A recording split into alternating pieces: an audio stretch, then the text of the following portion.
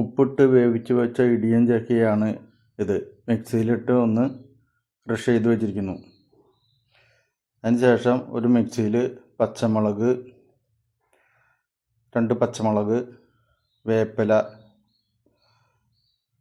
നാളികേരം ചെരുകിയത്, ജീരകം 1 സ്പൂൺ, മഞ്ഞൾപ്പൊടി അല്പം എന്നിവ ഇട്ട് മിക്സിയിൽ ക്രഷ് ചെയ്തെടുത്ത് വെച്ചു. അതിനുശേഷം ചട്ടി ചൂടാക്കി വെളിച്ചെണ്ണ ഒഴിച്ചതിന് ശേഷം വെളിച്ചെണ്ണ ചൂടാകുമ്പോൾ കടുക് ഇട്ട് കൊടുക്കുന്നു. ഉഴുന്നും പരിപ്പ് ഇട്ട് കൊടുക്കുന്നു.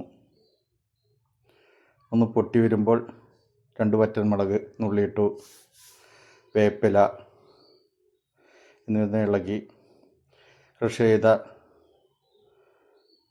നാളികേരവും ജീരകവും എല്ലാം ഇട്ട് ചട്ടിയിൽ ഇളക്കുന്നു. അതിനുശേഷം ക്രഷ് ചെയ്ത് വെച്ച ഇടിയൻ ചക്ക ഇട്ട് കൊടുക്കുന്നു. എല്ലാം ഒന്ന് വലത്തി വെന്ത് വരുമ്പോൾ ഇറക്കി വയ്ക്കുന്നു.